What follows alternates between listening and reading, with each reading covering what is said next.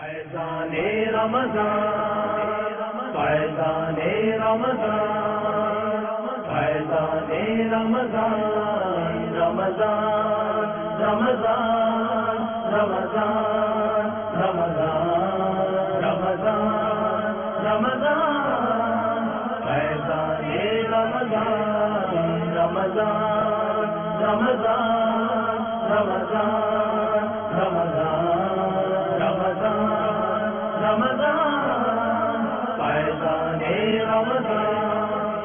ماہ سیام کے دل فریب، دل شگفتہ شب و روز، ہر گزرتے لمحے میں عبادتوں اور ذکر و اذکار کی حلاوتوں کو پا لینے کی تمنا۔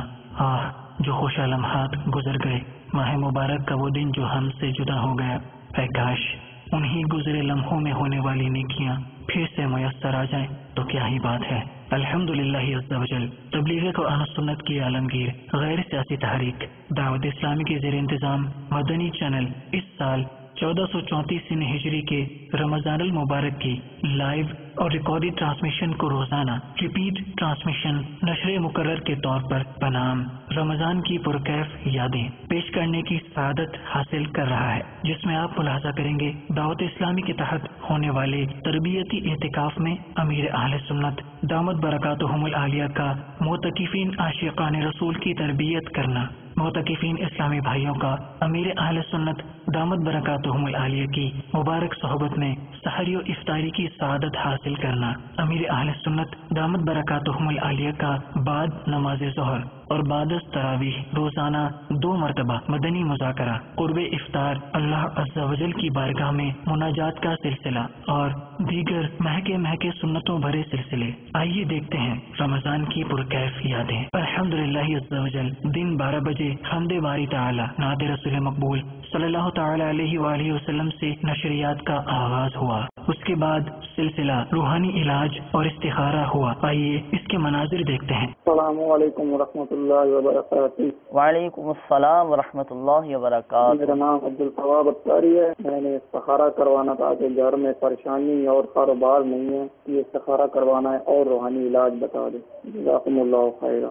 یا ربی بالمصطفى بلغ مقاصدنا یا ربی بالمصطفى بلغ مقاصدنا واغفر لنا ما مضى يا واسع الكرم۔ عبدالطواب بھائی، آپ کا استخارہ کر دیا گیا۔ آپ نے جو اپنا مسئلہ بیان فرمایا کہ گھر میں پریشانی ہے بہت زیادہ اور کاروبار نہیں ہے، تو عبدالطواب بھائی اس حوالے سے آپ کا استخارہ کیا تو استخارے میں وقتی طور پر آزمائشوں کا اشارہ آ رہا ہے کہ فی الوقت آپ آزمائشوں میں ہیں، آزمائشوں میں گھرے ہوئے ہیں، جس کی وجہ سے آپ کے گھر میں بھی پریشانیاں ہیں اور کاروبار بھی نہیں چل رہا۔ تو آپ مایوس نہ ہوں، اللہ تبارک و تعالیٰ کی ذات پر کامل بھروسہ رکھیے اور یقین کامل کے ساتھ آپ استغفار کی کثرت کیجیے۔ آپ کو چاہیے کہ آپ کثرت کے ساتھ استغفار کریں۔ استغفر اللہ ربی من کل ذنب واتوب الیہ، اور اس کی فضیلت میں آتا ہے استغفار کی کہ حضور علیہ الصلوۃ والسلام نے ارشاد فرمایا کہ جس کا مفہوم ہے کہ جس نے استغفار کو اپنے اوپر لازم کر لیا، اللہ تبارک و تعالی اس کی تمام پریشانیاں دور فرمائے گا اور اس کو ایسی جگہ سے رزق عطا فرمائے گا جہاں سے اسے گمان بھی نہ ہوگا۔ تو آپ کثرت کے ساتھ استغفار پڑھیں، استغفار کی کثرت کرتے رہیں، انشاءاللہ عز و جل عبدالطواب بھائی آپ کے گھر کی پریشانیاں بھی ختم ہو جائیں گی اور کاروبار میں بھی انشاءاللہ عز و جل برکتیں آنا شروع ہو جائیں گی۔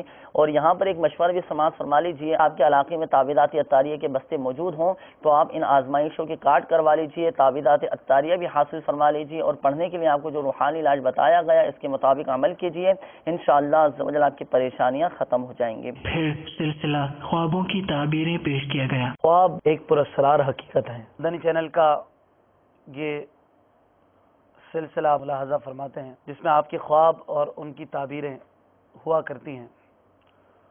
کوشش کرتے ہیں کہ اچھے سے اچھی تعبیر جو علماء نے آپ کے خواب کی بیان کی ہو کتابوں سے نکال کر آپ کو بیان کریں۔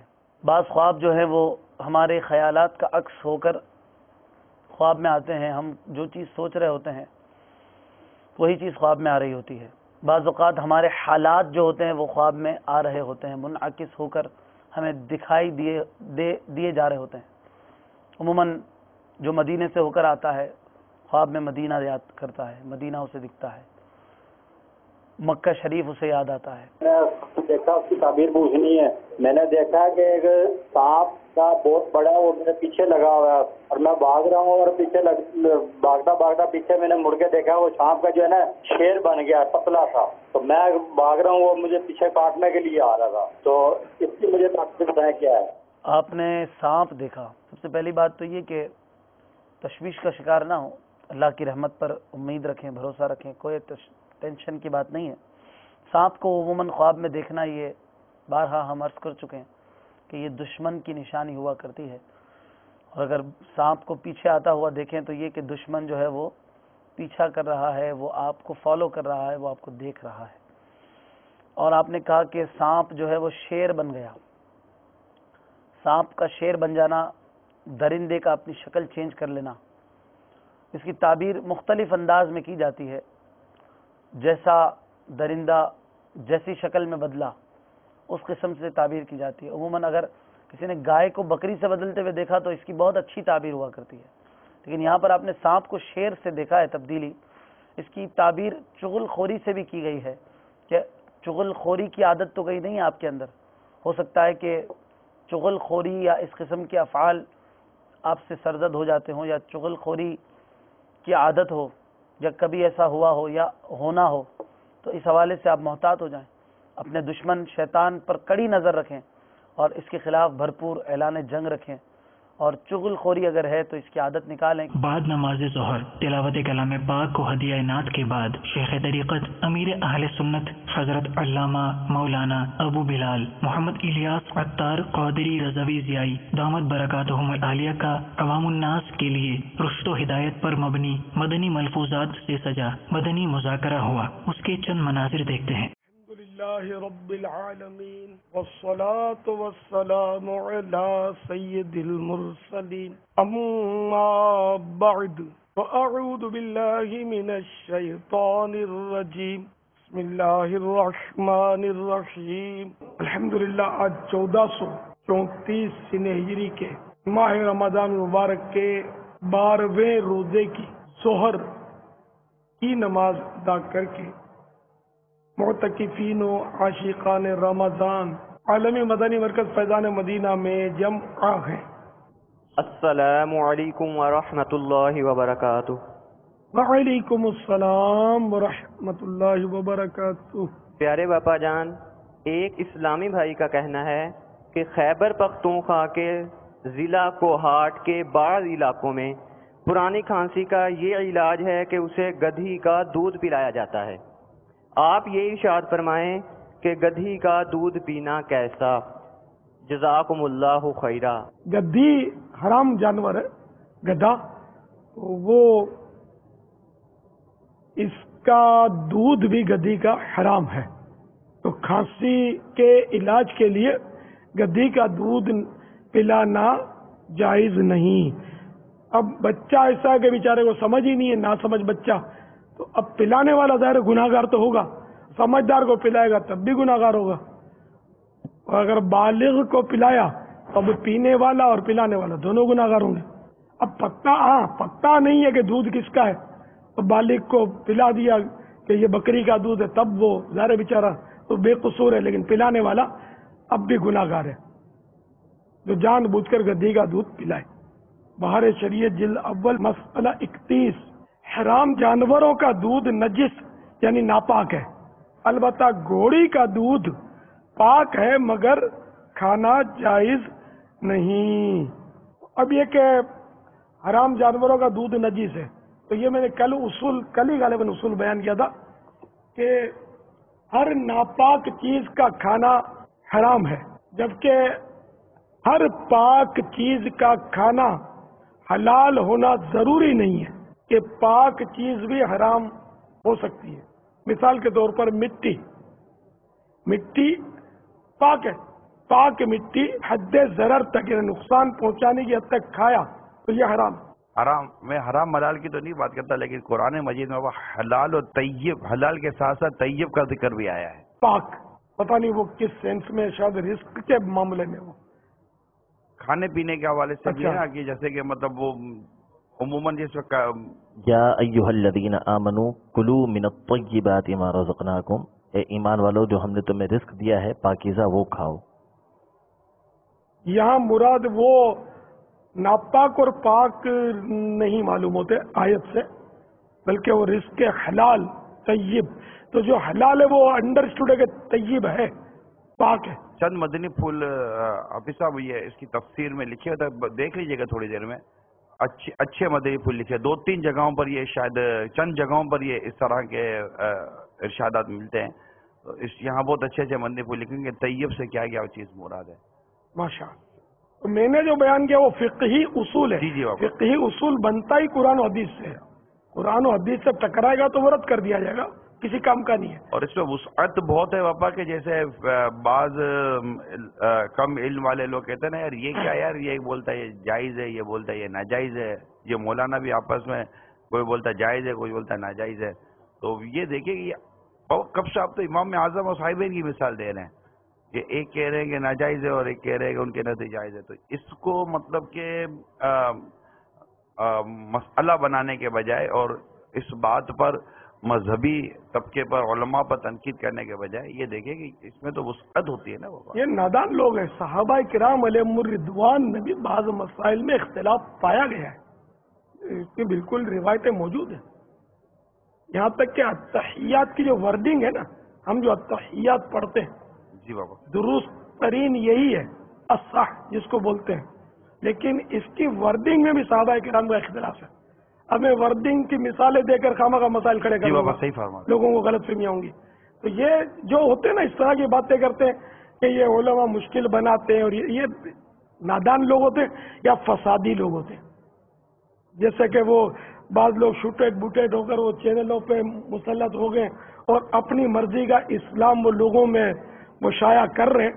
ایسا ان کو نہیں کرنا چاہیے، خدا سے ڈرنا چاہیے کہ یہ کوئی من گڑت اختلافات نہیں ہے، ایک ہی حدیث ہے. اب ایک وہ عالم کے جو حدیث کی شرح کرنے کا اہل ہے، اب اس کے علم، اس کی عقل اور اس کی سمجھ بوجھ اور قرآن و حدیث پر جو اس کی گہری نظر ہے، اس کے مطابق اس حدیث کا مطلب اس کے نزدیک کچھ بن رہا ہے. اب دوسرا اسی کیٹیگری کا عالم ہے، اس کے نزدیک کچھ بن رہا ہے. تو یوں مطلب اگر اختلاف کی صورت ہے تو یہ اسی کو تو حدیث پاک میں کہا گیا کہ میری امت کا اختلاف باعث رحمت ہے. کوئی لسانی فسادات کو کوئی باعث رحمت تھوڑی کہا گیا کہ یہ اردو کیوں بولتا ہے تو یہ پٹھان ہے اس کو مارو گولی، یہ سندھی بولتا ہے گلا کاٹو اس کا. تو یہ اختلاف باعث رحمت تھوڑی ہے، یہ تو باعث ہلاکت ہے انڈرسٹوڈ ہے. اسی اختلاف کو باعث رحمت کہا گیا ہے، جس کی میں نے مثال دی. مدنی مذاکرے کے بعد آپ نے ملاحظہ کیا سلسلہ روشن مستقبل. آنکھوں کا تارا نام محمد، دل کا اجالا نام محمد، آنکھوں کا تارا نام محمد، دل کا اجالا نام محمد. اذکر اللہ اللہ اللہ اللہ. دعوت اسلامی نے دنیا بھر میں دھوم مچائی ہے، سارے جہاں میں عشق محمد کی خوشبو پھیلائی ہے. جی السلام علیکم ورحمۃ اللہ. نام کیا ہے آپ کا؟ ام ہانی. خوش آمدید، مرحبا. آپ کا نام کیا ہے؟ غلام مصطفیٰ. غلام مصطفیٰ بھائی، ماشاء اللہ، مرحبا. میرا نام محمد علی. محمد علی، ماشاء اللہ. آپ کا نام؟ محمد علی ستاری غازی. دعوت اسلامی نے دنیا بھر میں دھوم مچائی ہے، سارے جہاں میں عشق محمد کی خوشبو پھیلائی ہے. کیا نام ہے آپ کا؟ رمی. جی رمی. نمیر. رمی. آپ کی سمجھ میں آ رہا ہے، میری تو سمجھ میں نہیں آ رہا. کیا ہو گیا؟ ناراض ہیں؟ رونا آ رہا ہے؟ اگر رونا آ رہا ہو نا اور کہہ دیں ان کو رونا آ رہا ہے تو اور رونا شروع کر دیتے ہیں. کیا ہو گیا؟ گھر کی یاد آ رہی ہے؟ کس کی یاد آ رہی ہے؟ چلیں خاموش ہوئیے. اللہم صل علی سیدنا ومولانا محمد اللهم سیدنا ومولانا محمد. والدین سے کون کون محبت کرتا ہے؟ ٹھیک ہے نا، سب محبت کرتے ہیں. اور جب بھی ہمارے امی یا ابو ہمیں آواز دیں تو ہمیں فوراً ان کا کہنا ماننا چاہیے اور ان کو جواب میں کہنا چاہیے لبیک. کیا کہنا چاہیے؟ لبیک. کہ لبیک کہنا سنت ہے. ہاں تو تمام سب بچے کیا کہیں گے؟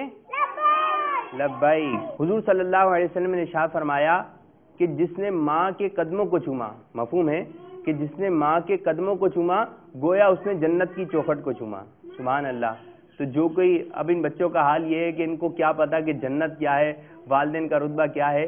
اللہ اللہ اللہ اللہ اللہ اللہ اللہ. چلے حبیبہ، آپ کا چھوٹا بھائی رو رہا ہے، کیسے چپ کرائیں گے آپ؟ کیسے؟ یوں. کیا بولیں گے؟ خاموش ہو جاؤ. کفل مدینہ.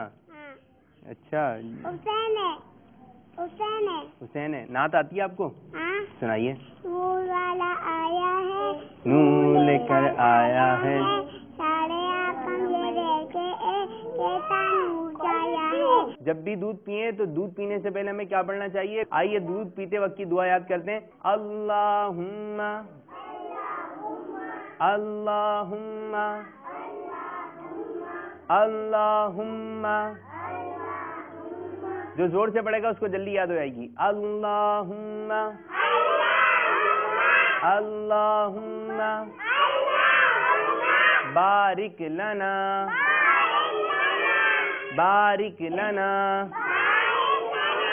اللہم بارک لنا. اتنی دعا کس کس کو یاد ہو گئی؟ اللہم بارک لنا. سبحان اللہ. صرف بارک لنا یہاں تک پڑھنی ہے. بارک لنا.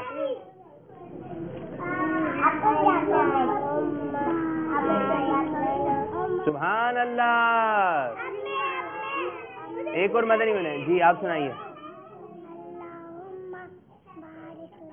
سبحان اللہ. دعوت اسلامی نے دنیا بھر میں دھوم مچائی ہے. دعوت اسلامی نے دنیا بھر میں دھوم مچائی ہے. سارے جہاں میں عشق محمد کی خوشبو پھیلائی ہے. دین کا پیغام ہے یہ دنیا بھر کے نام ہے. دین کا پیغام ہے یہ دنیا بھر کے نام ہے. اس کے بعد پیش کیا گیا سلسلہ آئیے دعا یاد کریں. میٹھے میٹھے اسلامی بھائیوں اور مدنی چینل کے ناظرین، عالمی مدنی مرکز فیضان مدینہ باب المدینہ 30 دن کے اعتکاف میں دعا یاد کرنے کے حلقے میں حاضری کا سلسلہ ہے. انشاءاللہ عز و جل آج ایک اور نئی دعا کے ساتھ انشاءاللہ تبارک و تعالی ہمارا سلسلہ ہوگا. آئیے دعا یاد کریں. صلو علی الحبیب صلی اللہ تعالی علی محمد. آج انشاءاللہ عز و جل آئینہ دیکھتے وقت کی دعا یاد کی جائے گی. تو میرے ساتھ مل کر بآواز بلند دعا یاد کرنے میں شامل ہو جائیے. بسم اللہ الرحمن الرحیم. اللہم اللہم اللہم اللہم حسنت حسنت حسنت اللہم حسنت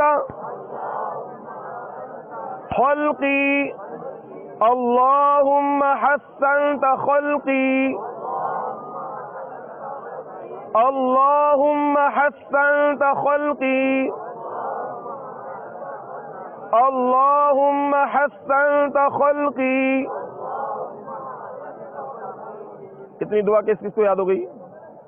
ماشاءاللہ. کون سنانا پسند کرے گا آپ میں سے؟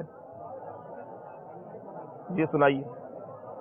بسم اللہ الرحمن الرحیم. اللہم حسنت خلقی. ماشاء اللہ. دعا یاد کر کے سنائی آپ نے. اللہ تعالیٰ آپ کی دعا قبول فرمائے، آپ کے حق میں بھی اور میرے حق میں بھی اور تمام مسلمانوں کے حق میں. رسالہ قبول فرمائیے. کوئی ہاتھوں ہاتھ مدنی قافلے کی نیت بھی ہو جائے، اور مدنی قافلے کی نیت اگر آپ پہلے کر چکے ہیں تو کنز الایمان شریف مکمل ختم کرنے کی نیت فرما لیجیے انشاءاللہ تعالی.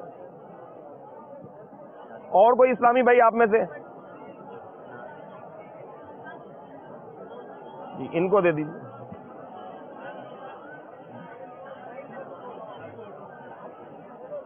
بسم اللہ الرحمن الرحیم. اللہم حسنت خلقی. ماشاء اللہ. انہوں نے بھی یاد کر لیے. ان کے لیے بھی مکتبۃ المدینہ کا مطبوعہ رسالہ دعا سنانے کی خوشی میں. اور اگر پہلے چاند رات کے قافلے کی نیت کر چکے ہیں تو مزید نیت کر لیں دوسری. امامہ باندھ کر بھی اب آنا نا انشاءاللہ تعالیٰ. ٹھیک ہے، اب کل آپ ہلکے میں امامہ باندھ کریں گے انشاءاللہ تعالیٰ. ٹھیک ہے. صلو علی الحبیب. اللہم حسنت خلقی. اللہم حسنت خلقی فحسن خلقی. فحسن خلقی. فحسن خلقی. فحسن خلقی.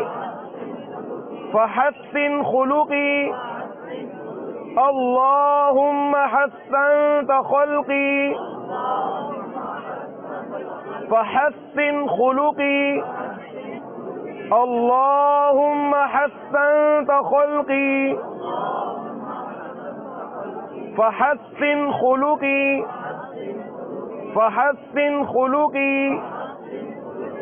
اس کے بعد شیخ طریقت امیر اہل سنت دامت برکاتہم العالیہ کے ہمراہ سسکیوں اور ہچکیوں کے ساتھ اللہ عز و جل کو راضی کرنے کی صحیح سلسلہ مناجات افطار کا انعقاد ہوا. حضرت سیدنا عبداللہ بن عباس رضی اللہ تعالیٰ عنہما سے روایت ہے کہ میٹھے میٹھے آقا صلی اللہ تعالی علیہ وسلم نے ارشاد فرمایا، مومن کو بعد موت سب سے پہلا صلہ یہ دیا جاتا ہے کہ اس کے جنازے کے پیچھے چلنے والے سب لوگوں کو بخش دیا جاتا ہے. اللہ تبارک و تعالیٰ کی رحمت پر قربان کہ جب وہ کسی مرنے والے کی مغفرت فرما دیتا ہے تو اس کے جنازے کا ساتھ دینے والوں کو بھی بخش دیتا ہے. کتنی بڑی رحمت ہے، کتنی بڑی برکت. ہمارے ایک تعداد ہے جو صرف سستی کی وجہ سے، چلے کوئی مجبوری ہے، کوئی ایسا عذر ہے، کوئی شرعی مصلیحت ہے، کوئی شرعی عذر ہے، ٹھیک ہے، لیکن محض سستی کی وجہ سے جنازے کی نماز میں شریک نہیں ہوتے. میں نہیں کہتا کہ کوئی بھی نہیں پڑھتا، نہیں، مسلمانوں میں اب بھی نماز جنازہ پڑھنے کا رجحان ہے. دور دراز سے رشتہ دار بھی آتے ہیں تو نیت کریں کہ جب بھی کسی مسلمان کا نماز جنازہ میں شرکت کرنے کا موقع ملا تو اس سے ہم کوشش کر کے نماز جنازہ وہاں ضرور ادا کریں گے. نہ جانے کتنے مریض، کتنے پریشان حال، کتنے دکھی، کتنے طرح طرح کے غم و دکھ لیے، پریشانی لیے، اولاد کی، کاروبار کی، قرضوں کی. رمضان کے صدقے میں، اس عشرۂ مغفرت کے صدقے میں رب کریم اپنے کرم سے ہمارے دکھ درد پریشانیوں پر، ہماری جائز حاجت و مرادوں پر پیارے حبیب کے صدقے میں رحمت کی نظر کر دے اور ہمیں گناہوں سے ستھرا کر دے اور ہمارے گناہوں کی عادت کو رب کریم دور فرما دے. پیارے حبیب کے صدقے میں ایک کاش ایسا کرم ہو جائے کہ ہمارے گناہوں کی امراض سے ہمیں شفا نصیب ہو جائے. ظاہری بیماریاں بھی دور ہوں، اللہ کے کرم سے ہماری باطنی بیماریاں بھی دور. یا خدا میری مغفرت فرما، تو گناہوں کر معاف یا اللہ.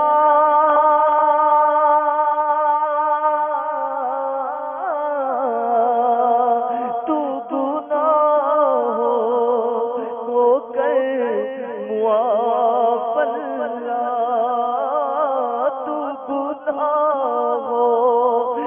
کر ہوا پلا تو گناہوں کو کر ہوا پلا تو گناہوں کو کر ہوا پلا تو گناہوں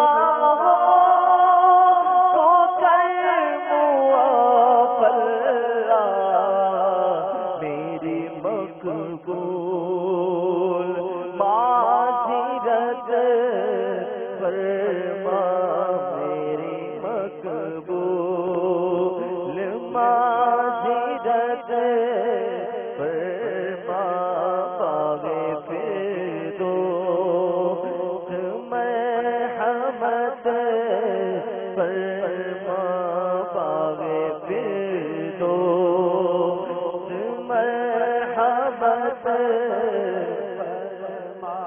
مصطفیٰ کا سینہ توبہ پر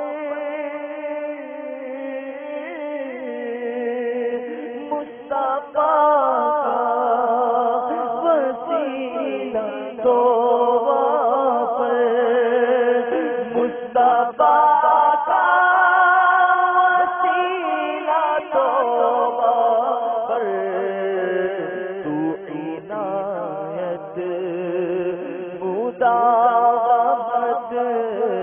فرما تو عنایت مداومت فرما موت ایمان پہ دے مدینے میں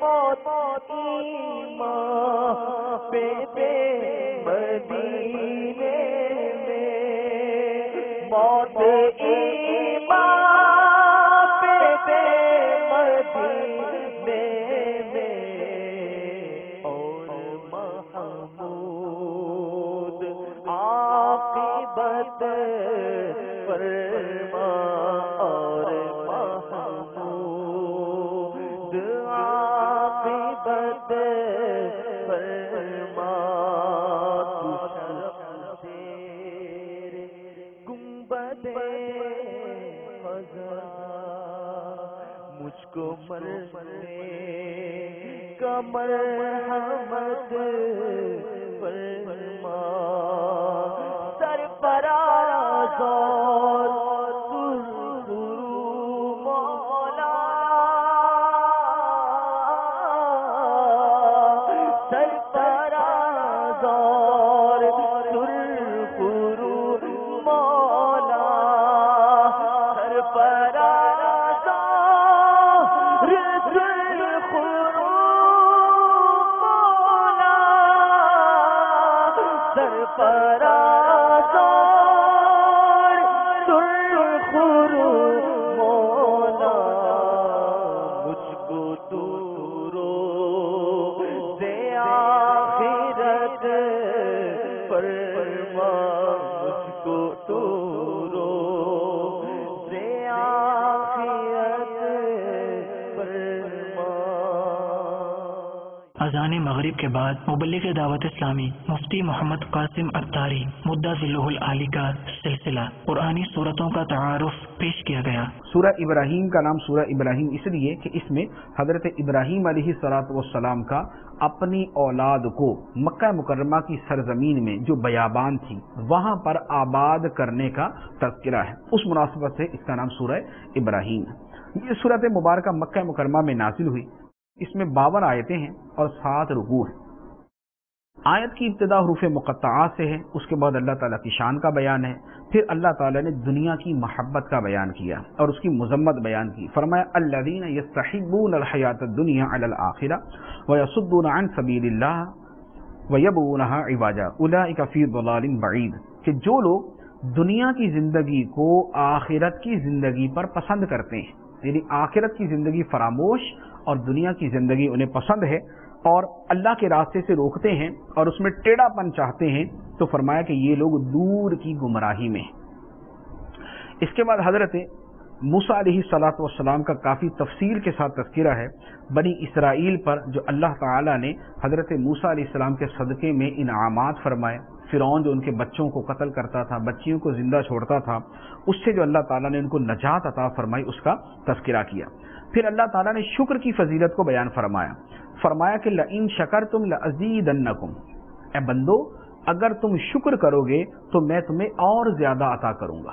تو یہ اللہ تعالیٰ نے وعدہ فرما لیا کہ اگر تم شکر کرو گے تو میں تمہیں اور زیادہ عطا کروں گا۔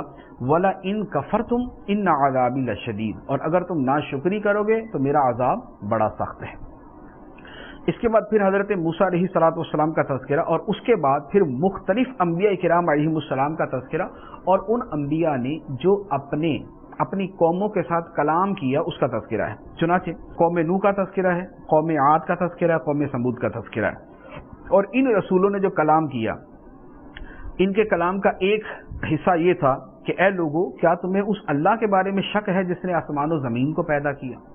پھر ان رسولوں نے یہ بھی فرمایا کہ ہم تمہاری طرح ظاہری اعتبار سے بشر ضرور ہیں، لیکن اللہ تعالیٰ نے اپنے خاص فضل کے ساتھ ہمیں منتخب کر لیا ہے۔ تو ہمیں کیا ہے کہ ہم اللہ پر بھروسہ نہ کریں، حالانکہ اس نے ہمیں سیدھے راستے دکھائے ہیں، اور تمہاری تکلیفوں کے اوپر ہم صبر نہ کریں، یعنی ہم تمہاری تکلیفوں پر صبر کریں گے۔ اب کفار نے جو اپنے رسولوں کو جواب دیا وہ کیا تھا؟ انہوں نے کہا کہ ہم تمہیں اپنی بستی سے نکال دیں گے، ہمارے دین کے اندر تم آ جاؤ، اور اس طرح کی دھمکیاں کفار نے جو ہے وہ اپنے رسولوں کو دی۔ لیکن نتیجہ کیا ہوا؟ نتیجہ یہ ہوا کہ اللہ نے عذاب کے ذریعے ان قوموں کو ہلاک کر دیا۔ پھر کفار کے لیے جہنم کے اندر جو شدید ترین عذاب ہے، اللہ تعالی نے اس کا بیان کیا کہ جہنم کے اندر پیپ کا پانی، اور وہ بھی بمشکل گلے سے اترے گا، اور ہر طرف سے ان کو موت آئے گی لیکن مریں گے نہیں، یعنی تکلیفیں اتنی ہوں گی کہ ہر تکلیف جان سے مار دینے والی، ہر تکلیف جان لیوا، لیکن حقیقت کے اندر ان کو موت نہیں آئے گی، اور جو کفار کے اعمال ہیں وہ قیامت کے دن سب برباد ہو جائیں گے۔ تو یہ سارے کا سارا جو ہے وہ اللہ تعالیٰ نے بیان کیا۔ اس کے بعد قیامت کے دن شیطان جو اپنے پیروکاروں سے کہے گا، اپنی پیروی کرنے والوں سے کہے گا، اللہ تعالیٰ نے اس کو بیان کیا۔ فرمایا کہ جب قیامت کے دن فیصلہ ہو جائے گا تو شیطان کہے گا کہ بے شک اللہ نے تم سے سچا وعدہ کیا تھا، یعنی لوگوں سے کہے گا کہ اے لوگو، اللہ نے تم سے سچا وعدہ کیا تھا، اور میں نے جو تم سے کہا تھا وہ سب جھوٹ تھا، اور جو تم گمراہ ہوئے تو میں نے تمہیں کوئی پکڑ کر گمراہ نہیں کر دیا تھا کہ جبرن تمہیں میں نے کفر میں ڈال دیا یا مجبور کر کے میں نے تمہیں گناہوں کے اندر ڈال دیا، ایسا کچھ نہیں تھا، میرا تمہارے اوپر کوئی قابو نہیں تھا، میں نے تمہیں دعوت دی، تم نے قبول کر دیا۔ یعنی شیطان نے کفر کی دعوت دی، لوگوں نے کفر قبول کر لیا، شیطان نے گناہوں کی دعوت دی، لوگوں نے گناہوں کو قبول کر لیا، شیطان نے بدکاری کی دعوت دی، لوگ بدکاری کے اندر لگ گئے، شیطان نے سود کی دعوت دی، لوگ سود کے اندر پڑ گئے۔ تو شیطان کہے گا کہ میرا تمہارے اوپر کوئی قابو نہیں تھا، ما کانا لیا علیکم من سلطان، میرا تم پر کوئی قابو نہ تھا، الا مگر یہ کہ میں نے تمہیں دعوت دی، میں نے تمہیں بلایا، فاستجبتم لی، تم نے میری بات کو مان لیا، تم نے بات کو قبول کر لیا، فلا تلومونی ولوموا انفسکم، تو اب مجھے ملامت نہ کرو، اپنے آپ کو ملامت کرو، اب میرے اوپر الزام نہ لگاؤ، اپنے اوپر الزام لگاؤ۔ یہ شیطان کا وہ کلام جو قیامت کے دن شیطان اپنی پیروی کرنے والوں سے کہے گا۔ اس کے بعد جنتیوں کا تذکرہ ہوا۔ جنتیوں کے تذکرے کے بعد اللہ تعالیٰ نے کلمہ طیبہ، پاکیزہ کلمہ، اور کلمہ خبیثہ، خبیث کلمہ، اس کا تذکرہ کیا۔ کلمہ طیبہ کیا ہے؟ کلمہ طیبہ جو اللہ تعالیٰ کی توحید پر مشتمل کلمہ ہے وہ کلمہ طیبہ ہے۔ اسی طرح جو اچھا کلمہ ہے وہ پاکیزہ کلمہ۔ اور کلمہ خبیثہ کیا ہے؟ کلمہ خبیثہ کلمہ شرک، کلمہ کفر ہے، اور برائی کے جو کلمات ہیں وہ بھی خبیث کلمات ہیں۔ اس سلسلے کے بعد آپ نے ملاحظہ کیا مبلغ دعوت اسلامی و نگرانی مرکزی مجلس شورا حضرت مولانا ابو حامد حاجی محمد عمران اتاری مدعا ذلہ العالی کا سلسلہ مدنی پھولوں کی مدنی مہک۔ حضرت عبداللہ ابن مبارک رحمۃ اللہ تعالیٰ نے ایک نوجوان کو دیکھا جو بڑا مطلب کہ آپ کو لگا کہ خوبصورت اچھا نوجوان لگا نا، تو آپ نے کسی سے اس کے بارے میں پوچھا تو کہا کہ یہ نصرانی ہے۔ آپ نے اس کو دیکھا کہ نصرانی ہے، آپ نے رب سے دعا کی یا اللہ اس کو ایمان کی دولت عطا فرما دے۔ وہ نوجوان مسلمان ہو گیا۔ دعاؤں سے کام ہو جاتے ہیں، ماں کی دعا سے کام ہوتا ہے، باپ کی دعا سے کام ہوتا ہے. کیا جب آپ کی بچوں کی امی یعنی آپ کی بیوی دعا دے دے کام ہو جائے. بچوں کی دعاؤں سے کام ہوتا ہے. ہاں سیدنا فاروق اعظم رضی اللہ تعالی عنہ کی تو یہ مبارک ادا ہے، کتابوں میں لکھی ہے کہ آپ مدینے کے بچوں سے دعا کروایا کرتے تھے، دعا کرو فاروق بخشا جائے، دعا کرو فاروق بخشا جائے. کس کی دعا ہماری مغفرت کا، ہماری بخشش کا، ہمارے لیے آسانیوں کا دروازہ کھول دے. ماں کی خدمت کرے، ماں دل سے دعا نکال دے. رشتہ داروں کی خدمت کریں، وہ دل سے دعا نکال دے. مگر یہاں یہ ایک بات اور بھی عرض کر دوں، ان تمام تر معاملات میں جہاں ریاکاری کو قریب نہیں آنے دینا، وہیں پر بے پردگی کو بھی قریب نہیں آنے دینا، کہ بے پردگی بھی نہیں ہونی چاہیے. جو پردہ ہے شریعت نے رکھا ہے، آپ بھلے کسی کی مدد کرنا چاہتے ہیں، بیوہ کی مدد کرنا چاہتے ہیں، یتیم کی مدد کرنا چاہتے ہیں، بے پردگی نہ ہونے دیں. اگر کوئی بیوہ کی مدد کرنا چاہ رہے ہیں تو ایسا نہیں کہ بیوہ کے ساتھ آپ کی بے پردگی شروع ہو جائے. محض اللہ کی رضا. کسی کی مدد کرتے ہیں، کسی کے کام آتے ہیں، تو جیسے صدیق اکبر رضی اللہ تعالیٰ عنہ غلام آزاد کرتے تھے، تو کہنے والوں نے کہا کہ ایسے غلام کو آزاد کریں نا جو تندرست، توانا، طاقتور ہو، جو آپ کے کام تو آ سکیں. تو آپ کا یہی مدعا تھا کہ میں اپنے لیے تھوڑی غلام آزاد کرتا ہوں، تو اللہ کی رضا کے لیے غلام آزاد کرتا ہوں. مولا مشکل کشا علی المرتضی شیر خدا کرم اللہ تعالی وجہہ الکریم فرماتے ہیں،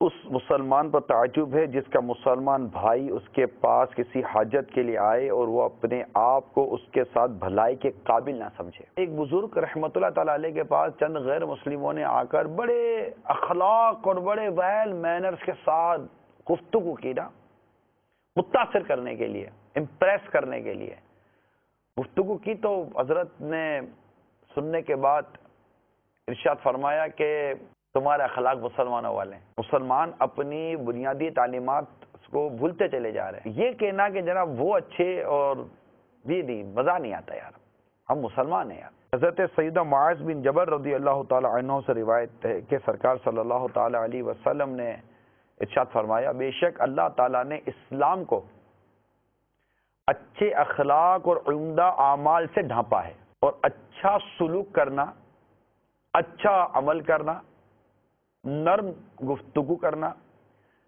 نیکی کرنا، کھانا کھلانا، سلام کو عام کرنا، مسلمان مریض کی عیادت کرنا،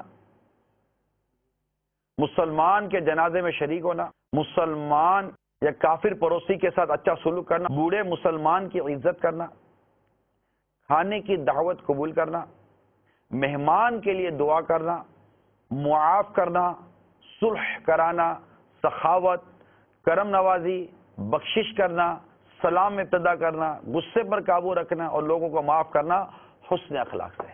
اسلام کا حسن ان چیزوں سے ختم ہو جاتا ہے. ہر کینہ اور عیب کی بات، جھوٹ، غیبت، بخل، کنجوسی، جفا، دھوکہ، مکر و فریب، چگلی، لوگوں کے درمیان بگاڑ پیدا کرنا، قطع رحمی، بد اخلاقی، تکبر، فخر، شیخی بگاڑنا، مذاق کرنا، فحش باتیں کرنا اور سننا بھی، کینہ، حسد، بدفعلی، سرکشی، دشمنی اور ظلم کرنا. اگر ہم اچھے اخلاق والے ہیں تو ظاہر ہے کہ ہمارے معاشرے پر اچھے اثرات مرتب ہوں گے. بات بات پر جھگڑنا، بات بات پر الجھنا، فوراً غصہ کرنا اور بدماشی، تری بازی، بد اخلاقی، فحش کلامی، بری باتیں، بدتمیزی کرنا، اور کیا کیا بیان کروں میں. ٹیکسی میں بیٹھے تو ٹیکسی ڈرائیور اور پیسنجر کی لڑائی، بس میں بیٹھے تو پیسنجر اور کنڈکٹر کی اور پیسنجروں کی لڑائی. اس طرح مطلب کہ ہمارے جو اخلاقیات ہیں نا، یہ بڑے مطلب کہ متاثر ہوئے ہیں. ضرورت ہے ہم اپنے اخلاق کو درست کریں، اچھے اخلاق کے ساتھ جینے کی کوشش کریں تاکہ ہمارا معاشرہ بھی حسن اخلاق کی برکتوں سے مالا مال ہو سکے. کہ مومنین میں سے کامل ایمان والے لوگ وہ ہیں جن کے اخلاق اچھے ہیں، جو دوسروں کو مانوس بناتے اور خود ان کے مانوس بنتے ہیں، اور اس آدمی میں کوئی خیر نہیں جو نہ مانوس بنائے اور نہ مانوس بنے. ایک اور حدیث میں میزان میں کوئی شے حسن اخلاق سے بڑھ کر وزنی نہیں ہے. ایک اور حدیث میں آدمی اپنے حسن اخلاق کی بدولت رات کو نماز پڑھنے والے اور دن کو روزہ رکھنے والے کے مرتبے کو پا لیتا ہے. آپ کا برتاؤ کس سے کیسا برتاؤ کرتے ہیں آپ کا ملنے جلنے کا انداز کیا ہے. تو بعض کے بارے میں آپ کا شاید ذہن بن جاتا ہوگا کہ یار ایسا ہی ہے. آخر ہم نے اپنے اخلاقیات کو لوگوں کے مرتبوں میں تقسیم کر کے رکھ دیا ہے. آخر غریب آدمی سے ملنے میں ہمارے وہ چہرے کی بشاشت، وہ چہرے پر مسکراہٹ اور وہ انداز کیوں نہیں ہوتا؟ ایک عام مزدور ہے، مزدوری کر کر آ رہا ہے، ٹھیک ہے، لیکن ایک مسلمان ہے. ہم اس سے ملتے ہیں اور اسی کے پیچھے اس کا ایک صاحب آ رہا ہے گاڑی کے اندر اور اس سے ملتے ہیں. ان دونوں میں آخر فرق کیوں؟ اگر ہم نے اخلاقیات کو اختیار کیا ہے، مسکرانے کو اختیار کیا ہے، ملن ساری کو اختیار کیا ہے، گرم جوشی سے ملنے کو اختیار کیا ہے، نرمی سے ملنے کو اختیار کیا ہے، سلام پہل کرنے کو اختیار کیا ہے، ہم مطلب کہ اگر مصافحہ معانقہ یعنی ہاتھ ملاتے ہیں سنت کے مطابق، یا بغل گیر ہوتے ہیں، گلے ملتے ہیں کسی سے، اگر ہم نے تمام چیزوں کو اختیار کیا ہے، کسی کو ہم کہتے ہیں کہ آئیے آئیے بیٹھیے، ساری چیزیں اختیار کی ہیں، اگر اس اختیار کرنے میں ہم نے رب کی رضا کو سامنے رکھا ہے کہ ہمارا رب ہم سے راضی ہو جائے، کہ اچھے اخلاق کو اللہ تبارک و تعالیٰ پسند فرماتا ہے، اچھے اخلاق کو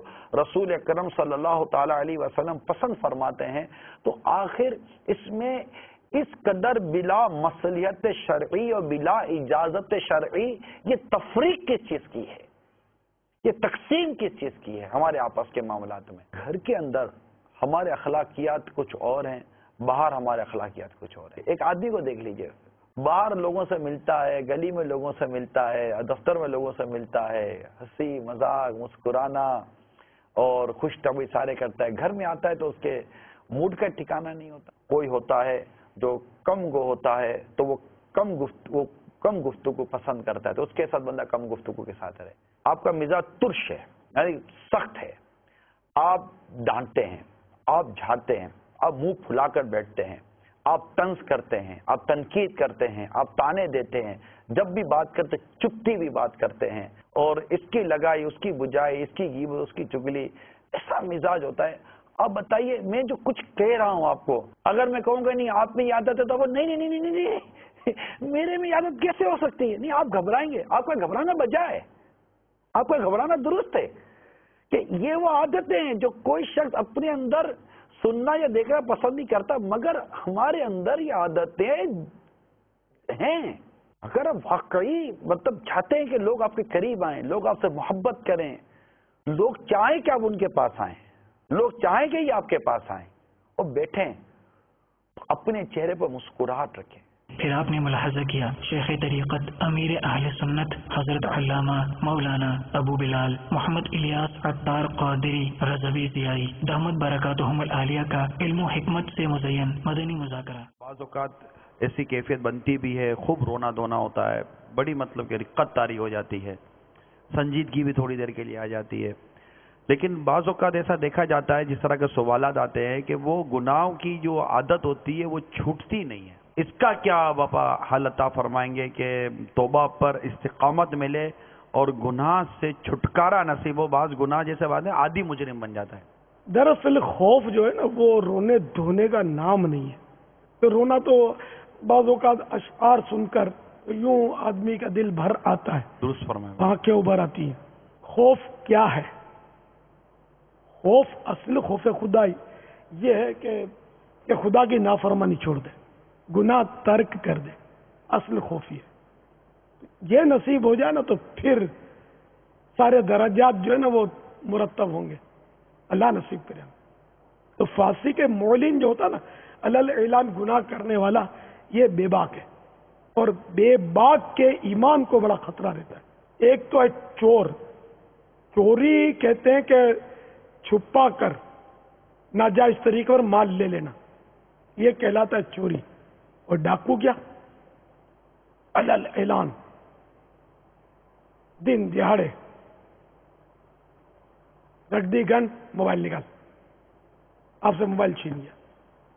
اس میں آپ کو زیادہ تکلیف ہوگی یا چپکے سے کسی نے موبائل آپ کا سرکا لیا اور ارے میرا موبائل کہاں گیا؟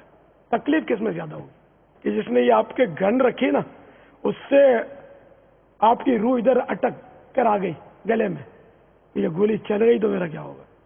تو جو ٹینشن آپ کو یہ گن رکھنے سے ہوا وہ جیب میں سے چپکے سے نکالنے سے نہیں ہوا. تو یوں سمجھو کہ چور جو ہے نا وہ ڈرپوک ہے اور ڈاکو جو ہے نا وہ بے باک ہے. دونوں پر یہ فرض ہے کہ توبہ کریں، قیامت کی تو پکڑے گا. کتنا ہی فن خان ہو نا، قیامت کے دن تو مظلوموں ہی کی چاندی ہے. جس کا مال چوری ہوا، جس کا لوٹا گیا، وہ مطلب قیامت کے دن وہ بادشاہ ہے اور یہ مجرم ہے. نفس و شیطان نے ہر کئی طرح سے پھنسا کر رکھا ہے. کسی کو فلمی ڈراموں میں پھنساتا ہے، کسی کو غیبتوں میں پھنسا دیتا ہے، کسی کو بد اخلاقی میں پھنسا دیتا ہے، کسی کو دل آزاریوں میں پھنسا دیتا ہے، کسی کو ماں باپ کی نافرمانیوں میں پھنسا دیتا ہے، کسی کو ریاکاری میں پھنسا دیتا ہے، کسی کو حب جاہ میں پھنسا دیتا ہے، کسی کو عجب و خود پسندی میں پھنساتا ہے. بڑا مکار ہے، یہ بڑا مکار ہے. اس ماحول میں آنے سے، اس کا قرب پانے سے، اجتماع میں آنے سے، قافلوں میں سفر کرنے سے، فکر مدینہ کر کے مدنی انعامات پر عمل کرنے سے اور دیگر مدنی کاموں کے حوالے سے شمولیت اختیار کرنے سے اور اس میں اپنے آپ کو ایکٹیو کرنے سے، فعال کرنے سے، ان سے یعنی نفس و شیطان سے لڑنے کی توفیق، طاقت اور ہمت بھی نصیب ہوتی ہے. مسلسل ہم جنازے دیکھتے ہیں، میت دیکھتے ہیں، سب دیکھتے ہیں، اور ایک بات یاد رکھ لیجئے، اب ہماری باری ہے، اب میری باری ہے. جانے والے چلے گئے، جو رہ گئے بس ہر رہنے والا شخص یہ سوچ لے اب میری باری ہے. اپنا حلیہ بالکل مدنی حلیہ بنا دیجئے، پکے شیطان سے لڑنے والے مدنی سپاہی بن کر سامنے آ جاؤ.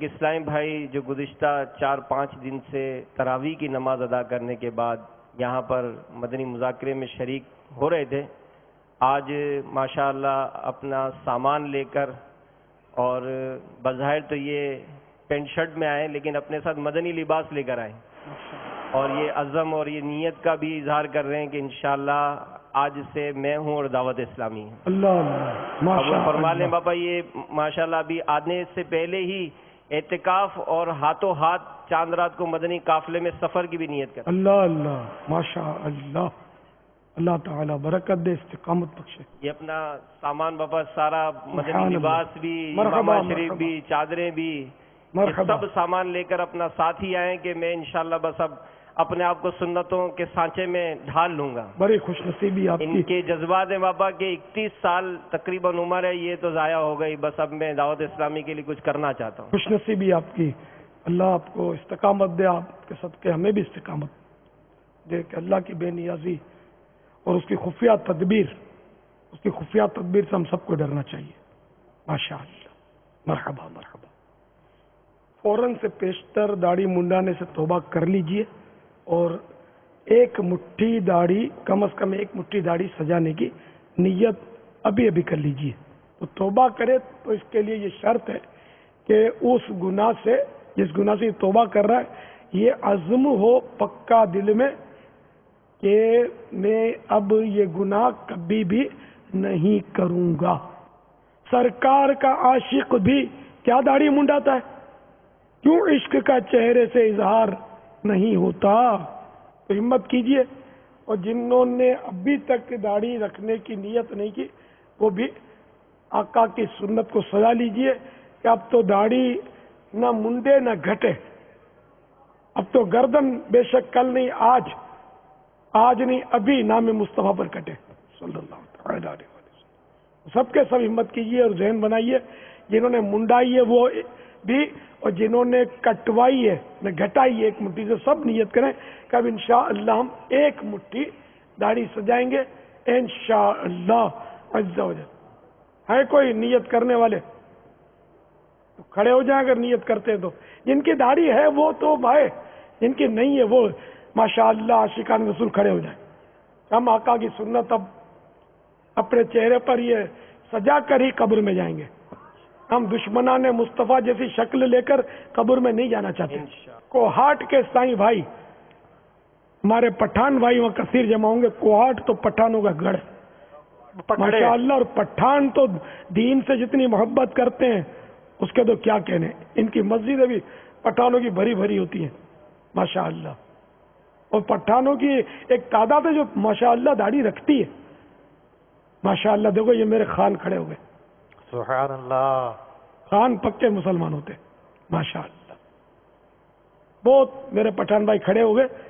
اب انشاءاللہ پٹھان بھی ہماری شیطان کے خلاف جو جنگ ہے اس کے مدنی سپاہی بن کر مزید انشاءاللہ شیطان کو گھر پہنچائیں گے.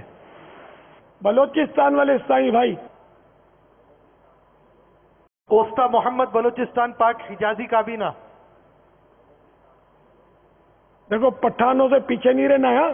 بلوچ، پٹھان، پنجابی، سندھی سب مل کے شیطان کے خلاف ہماری جنگ، ہم سب بھائی بھائی ہیں.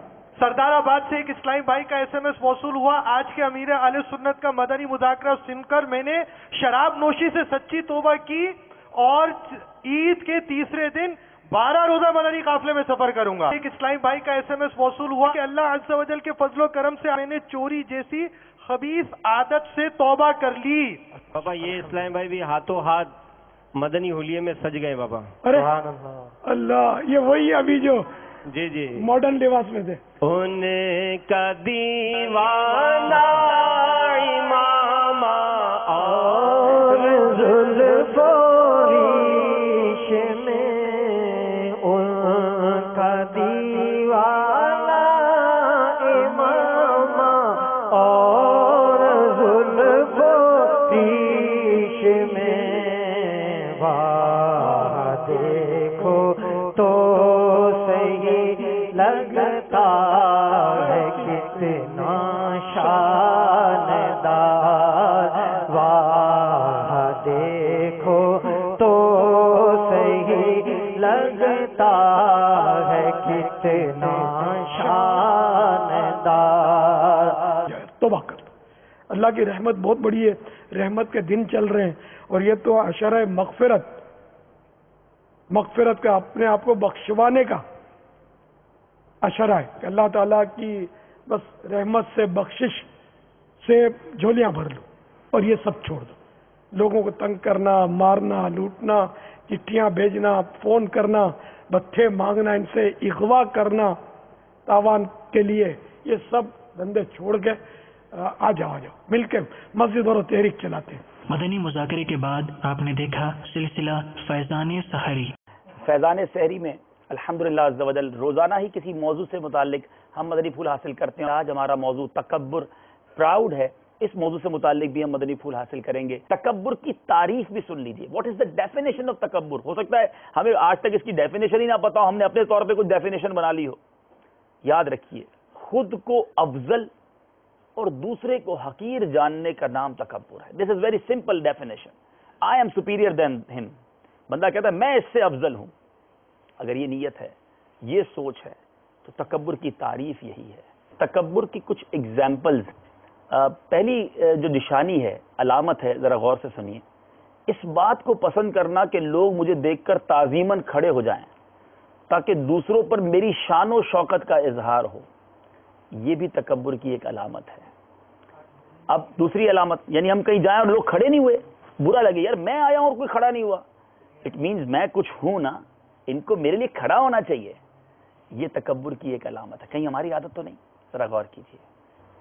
صلو علی الحبیب صلی اللہ علیہ وسلم. ہمارے تکبر جو ہمارا جو ٹاپک تھا، اور حاجی عبدالحبیب بھائی یہ فرما کر گئے کہ تکبر سے بچنے کے کیا کیا طریقے ہیں.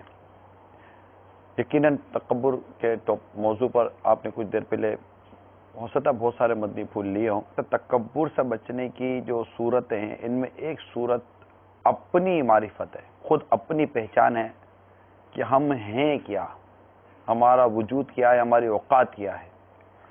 اگر انسان اپنی اوقات کو پہچانے، اپنی اوقات کو سمجھے اور پھر جن جن چیزوں پر تکبر کیا جاتا ہے ان چیزوں پر غور کرے کہ یہ چیزیں آج میرے پاس ہے کل اس کے پاس ہوں گی. بہت ساری چیزیں ایسی آتی ہیں جن میں آدمی اپنے آپ کو بہت بڑا یا بہت اہم محسوس کرتا ہے تو وہ چیزیں چھین بھی جاتی ہیں. آدمی اپنے نسب پر، اپنے خاندان پر، اپنے کنبے پر وہ تکبر کرتا ہے. تو وہ قرآن پاک میں ہے نا کہ ہم نے یہ جو قبائل بنے ہیں یہ تو ایک دوسرے کے تعارف کے لیے ہیں، یہ ایک دوسرے پر فخر اور تکبر کرنے کے لیے یہ نہیں ہے. تم میں سے عزت والا وہ ہے جو اللہ کے نزدیک پرہیزگار ہے. تو جو پرہیزگاری کا معیار ہے وہ تو قرآن نے ہمیں دیا. اس کے علاوہ تو تکبر کس چیز کا؟ ہم مطلب کہ ہماری اوقات ہی کچھ نہیں ہے. ہم آخر کار مر کر قبر میں اترنے والے لوگ ہیں. تھوڑا سا پیٹ میں درد ہو تو حالت خراب ہو جاتی ہے، سر میں درد ہو تو حالت خراب ہو جاتی ہے. تو ہر انسان کو چاہیے کہ اپنی پوزیشن کو سمجھے، اپنی جو ہماری جو اصل اوقات اس کو سمجھے، اس کے بعد غور کرے کہ اگر میں اس کے ساتھ تکبر کر رہا ہوں تو فرق ہے کیا؟ فرق صرف یہ ہے کہ یہ کالا ہے تو میں گورا ہوں، کل میں گورا نہیں رہوں گا. اور اگر یہ کالا ہے تو گورا ہونا کون سا باعث تکبر بن گیا؟ ہم نے ساری تقسیمیں کر لی نا. اگر یہ غریب ہے اور میں امیر ہوں تو یہ کس چیز کا تکبر کر رہا ہے؟ اگر یہ امیر ہے تو ہو سکتا ہے صبح اٹھے تو پتہ چلے کہ اس سے زیادہ غریب یہ بن کر بیٹھا ہوا ہوگا. سارے مطلب انسان بدنما ہو جاتا ہے، بدصورت ہو جاتا ہے، طرح طرح کی بیماریاں لگ جاتی ہیں، کمزور پڑ جاتا ہے، بہت ساری چیزیں ہوتی ہیں. تو کوئی ایسی چیز ہے ہی نہیں جس پر تکبر کیا جا سکے.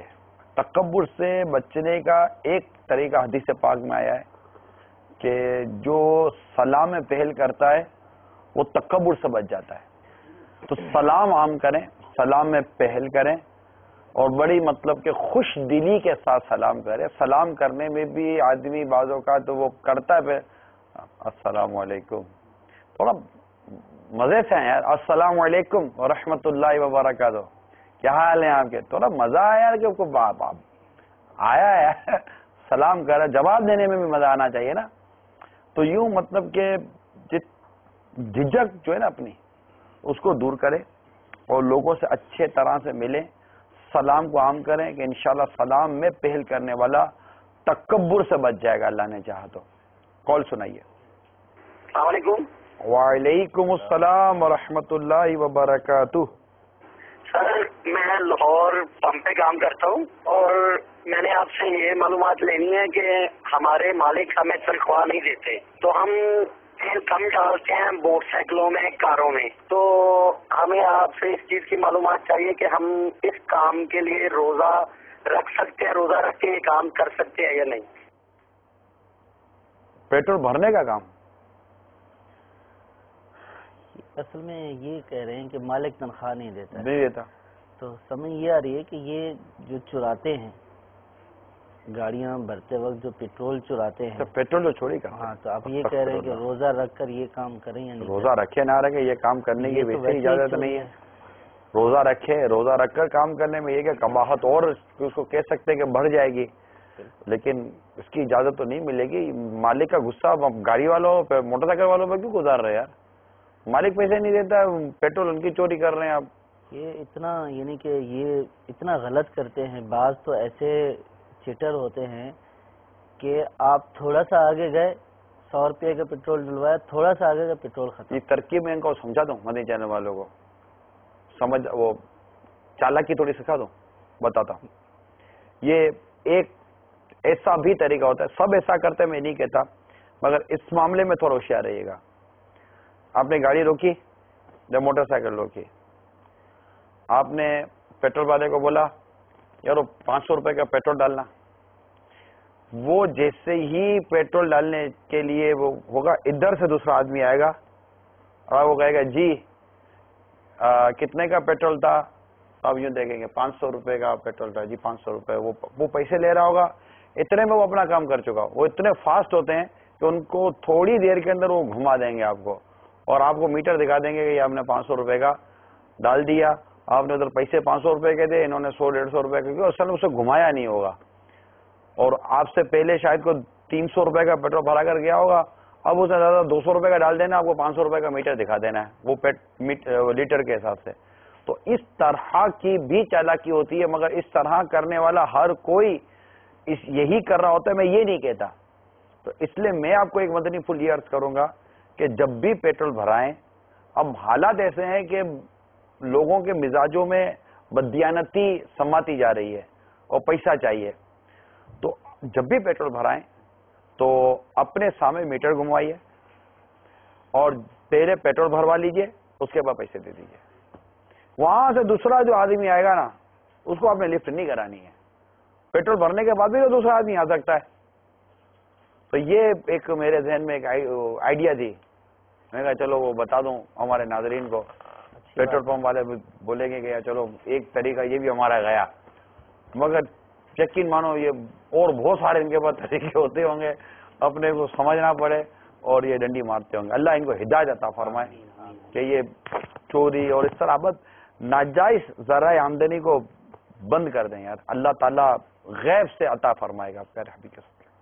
اچھا ویسے یہ جو ایگزامپل آپ نے دی, اور یہ مدنی چینل کے ناظرین بھی ایک دو بار اسلام نے بھی کہا کہ یہ اتنی آپ کو عموماً فیضان مدینہ میں آپ کا قیام رہتا ہے, آپ امیر علیہ سنت کے قریب رہتے ہیں, لیکن آپ بعض اوقات اتنی اندر کی بات لے کر آتے ہیں. یہ کہاں سے ملتی ہے ساری باتیں؟ یہ مثالیں بھی آپ دے دیتے ہیں, پیٹرول پمپ والے کیا کرتے ہیں, تو دکاندار کیا کرتے ہیں, تو بزنس مین کیا کرتے ہیں, تو بہو کیا کرتی ہے, تو ساس کیا کرتی ہے.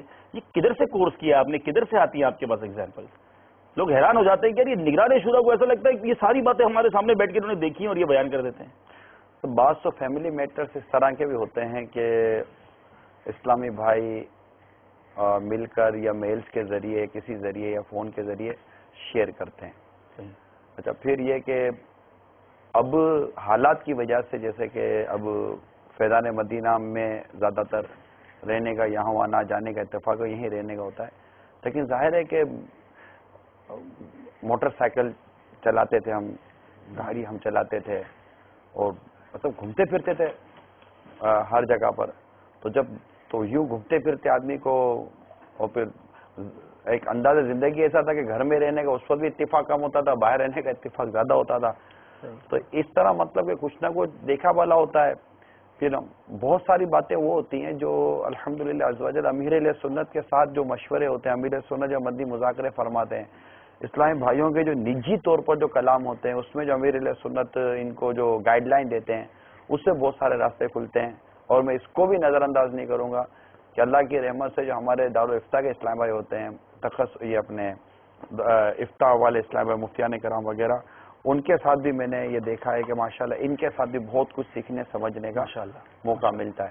سارے کا انسان اہل علم کے ساتھ بیٹھتا ہے تو پھر سیکھتا بھی ہے. اور آخر میں پیش کیا گیا سلسلہ blessings of Ramzan. Dearest Islamic brothers and the viewers of Madani channel,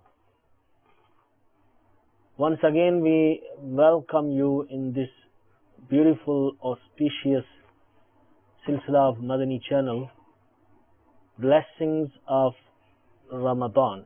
We have touched many important, many vital issues and subjects, and inshallah azza wa jal, today is another day. Hopefully we'll try to bring more than one topic in our discussion, inshallah. أعوذ بالله من الشيطان الرجيم بسم الله الرحمن الرحيم أولئك الذين يعلم الله ما في قلوبهم فأعرض عنهم وعظهم وقل لهم في أنفسهم قولا بليغا. Allah knows better what is in their hearts, so overlook them and admonish them and say to them in convincing words concerning their affairs. واہ کیا جو دو کرم ہے شہ بطحا تیرا,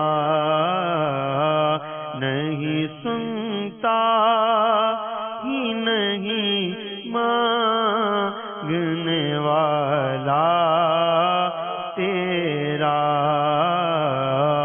نہیں سنتا ہی نہیں مانگنے والا تیرا. Rasulullah sallallahu alaihi wasallam is not far from any believer.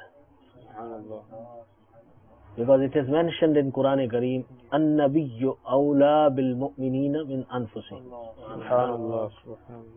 The Nabi means knower of unseen. Yes. The one who gives news of unseen. کہ جو یہ کہتے ہیں نا کہ داڑھی رکھنا سنت ہے، تو لوگوں کو یہ ہوتا ہے کہ کون سا فرض واجب، سنت ہی تو ہے، تو سنت اگر چھوڑ دی تو اس پر کوئی سزا تو نہیں ہے، مطلب اس طرح کی کہ وہ کوئی بیان کی گئی ہو، یا گناہ کی ابتدا جو ہے تو وہ واجب کے ترک سے ہوتی ہے، تو اس طرح سنت چھوڑنے والا فاسق معلن نہیں ہو جائے گا. اصل میں یہ غلط فہمی ہے. سنت جب ہم داڑھی کو کہتے ہیں تو اس کا مطلب یہ ہے کہ سنت سے ثابت ہے. سبحان اللہ. بٹ اس کا اپنا درجہ جو لیگل سٹیٹس ہے وہ وجوب کا ہے، کیونکہ اس میں امر یعنی کمانڈنگ ورب کا استعمال ہوا ہے، اور یہ مشہور قاعدہ ہے اصول الفقہ کا، الامر للوجوب. اگرچہ امر کئی معنی میں آتا ہے، آئی تھنک آلموسٹ 16 معانی میں اس کا استعمال ہے، لیکن یہاں جتنے بھی امر ہیں داڑھی کے بارے میں کہ داڑھی کو معاف کرو، مونچھوں کو پست کرو، وہ وجوب کے معنی میں ہے.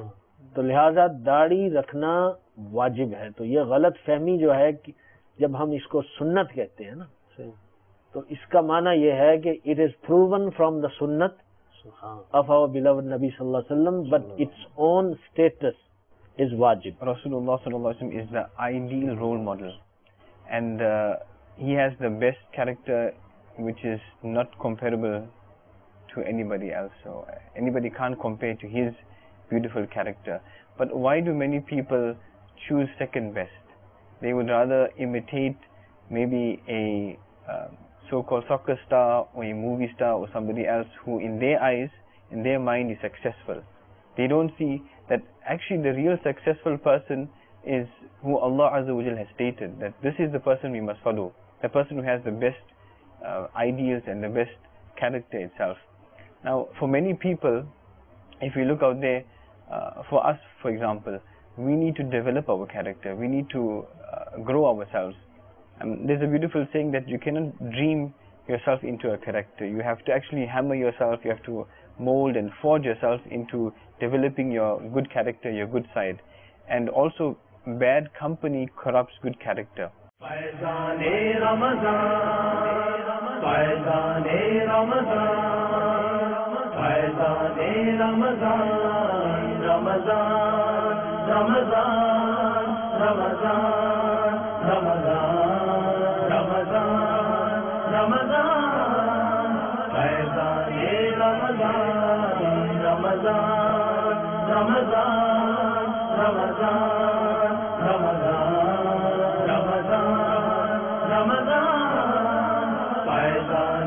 Ramadan